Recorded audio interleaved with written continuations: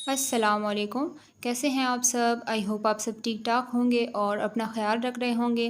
اچھا، تو آج ہم بات کریں گے جی ایڈیپوکو جیل کے بارے میں۔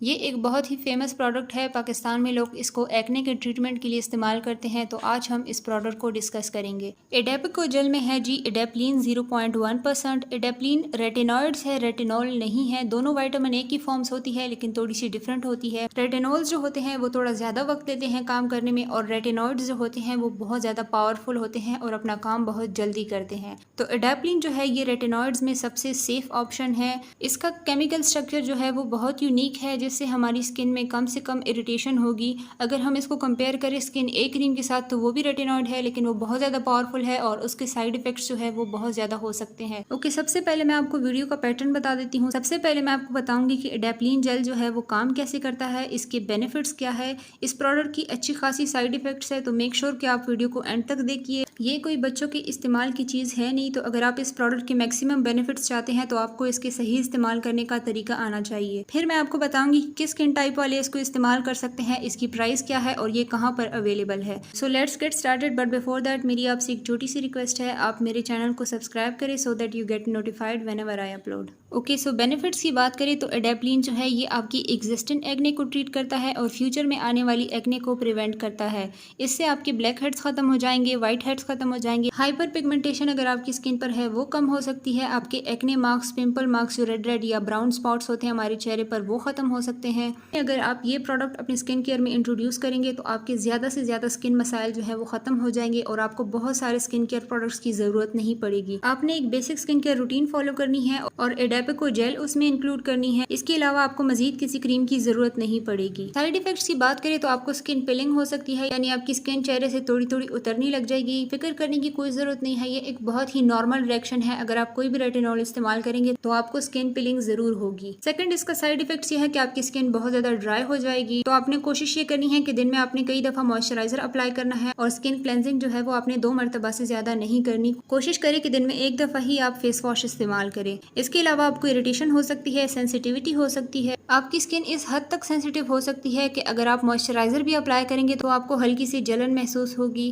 سو ان سب سائیڈ ایفیکٹس کو کم کرنے کے لیے آپ کو اس کے صحیح استعمال کرنے کا طریقہ آنا چاہیے۔ سو چلیے بات کرتے ہیں کہ آپ نے اس کو کیسے استعمال کرنا ہے۔ اوکے، سو سب سے پہلا پوائنٹ یہ ہوگا کہ آپ نے اس کو ہمیشہ رات میں استعمال کرنا ہے۔ تو پہلا سٹیپ آپ کا ہوگا فیس واش، اس کے بعد آپ نے اس کو سینڈوچ ٹیکنیک سے استعمال کرنا ہے۔ سینڈوچ ٹیکنیک اسے کہتے ہیں کہ آپ کسی بھی پروڈکٹ سے پہلے موئسچرائزر اپلائی کرتے ہیں اور اس کو اپلائی کرنے کے بعد آپ دوبارہ سے موئسچرائزر اپلائی کرتے ہیں۔ تو آپ نے اپنے فیس پر موئسچرائزر اپلائی کرنا ہے، پھر آپ نے پی سائز اماؤنٹ ایڈیپوکو جیل لینی ہے اور آپ نے اس کو اپنے پورے فیس پر لگانا ہے۔ آپ نے اس کو ایز اے اسپاٹ ٹریٹمنٹ بالکل استعمال نہیں کرنا۔ آپ نے اس کو انڈر آئیز پہ نہیں لگانا، آئی لڈس پہ نہیں لگانا، اپنے ناک کے اراؤنڈ نہیں لگانا اور اپنے منہ کے ارد گرد آپ نے نہیں لگانا۔ آپ اس کو اپنے چیکس پر لگا سکتے ہیں، فور ہیڈ پہ لگا سکتے ہیں، نیک پہ لگا سکتے ہیں۔ پی سائز اماؤنٹ لگانے کے بعد آپ نے دوبارہ سے موئسچرائزر اپلائی کرنا ہے۔ ڈرائی اسکن والے تھک موئسچرائزرز کا استعمال کریں کیونکہ اس سے آپ کی اسکن مزید ڈرائی ہو سکتی ہے۔ آپ اپنی اسکن ٹائپ کے اکارڈنگ موئسچرائزر اپلائی کریں۔ موئسچرائزرز پر میں آلریڈی ویڈیوز اپلوڈ کر چکی ہوں، لنکس آپ کو ڈسکرپشن میں مل جائیں گے۔ صبح کے وقت آپ جب گھر سے باہر نکلے تو آپ نے سن بلاک لازمی لگانا ہے اگر آپ نے رات کو ایڈیپوکو جیل یوز کی ہے۔ اچھا، شروع میں جب آپ یہ کریم لگائیں گے تو آپ کو اسکن پرجنگ ہو سکتی ہے۔ اسکن پرجنگ کیا ہوتی ہے جی؟ آپ کی اسکن پر ایک دم سے بہت سارے پمپلز، ایکنے، دانے نکل آتے ہیں اور لوگ اکثر گھبرا جاتے ہیں کہ یہ کریم جو ہے یہ ان پر صحیح نہیں آئی۔